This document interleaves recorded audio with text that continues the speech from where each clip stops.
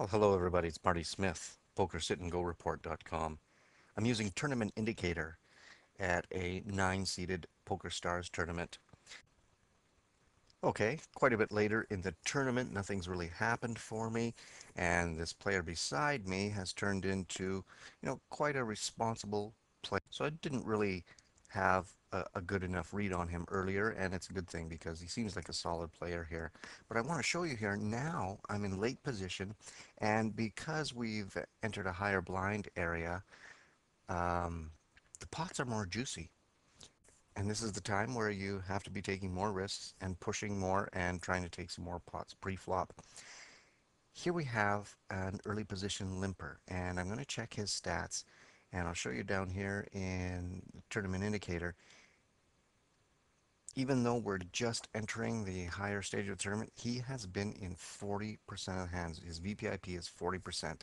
Really, that is just, well, for one thing, it's incorrect play, but it's very passive, and chances are he's not trapping. But he has made this pot juicy enough for me to make a play, and I like it. I think I'm ahead. I want to take this pot down right now. I could be walking into something huge here, but it's unlikely based on the amount of times that he has limped in. So I took a nice little pot there, and I'm back over to 2200 now. Okay, it's getting desperate time here in the tournament, and this could be an all-in, but I got a pretty tight player here, so I was able to get in and see a flop cheaply here and possibly, get away from something if I folded. Now, I wanted to show you this because some flops like this, of course, look extremely dangerous. Now, I can't really assume, or start thinking that he has instantly flopped a flush. I mean, that would be very fortunate for him had he done so, but he probably wouldn't bet. He probably wouldn't have stuck out this min bet. He may have hit something small here, like a deuce, or maybe he could have a couple low cards to a straight draw, something like that. However, if you look at this flop, and let's say he might be trying to represent, top pair. Now, if you had top pair, um, like a 10 or a queen or a 9 or a queen, that could mean that you had a heart, but you would have to bet more here because if I was holding a heart, you would want to bet out draws. So based on the flop and his bet here, if he actually, hit top pair, he should have probably pushed me all in, or at least a pot bet, or maybe two times a pot bet, just to get out any draws and make sure that I'm going to be committing the rest of my stack to a draw if that's what he was worried about. So I'm not really concerned about my hand right now. I'm more concerned with what he doesn't have because I'm quite sure that he does not have a queen. Now, I have been playing pretty tight, and from tournament indicator stats, I can show you that he has been very tight. He's only pre-flop raised 11% of the time, and he's just been sitting there very tight, and tournament indicator has indicated him so. So he hasn't been in a lot of action, and this is a careful bet. It's a selective bet. It is not a bet with top pair. And after this bet, he has 1900. He has almost 2,000 in chips left, which is plenty enough, folding equity left in this tournament. My play here is this. I'm pushing all in.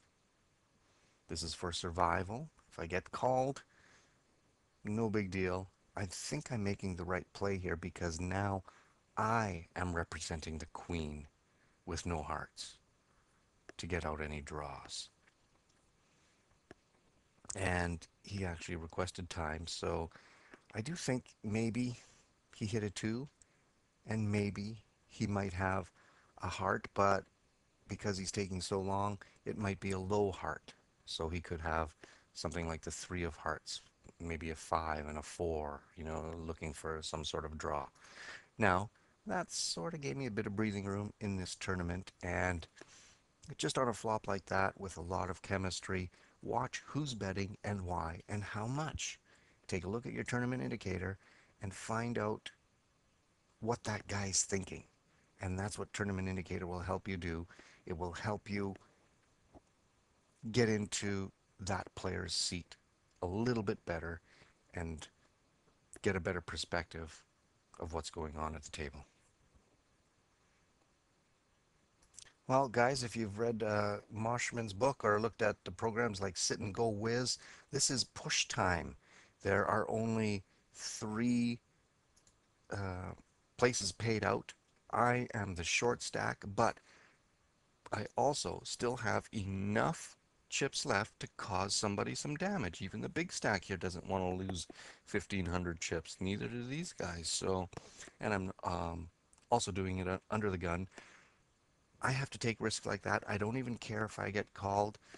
If I get called, of course, I'm probably behind, but I have to hope for live cards. But you get something with a little bit of chemistry, like Jack 8, and you look at the tournament indicator, hey, I'm red M zoned. There's nothing else to do.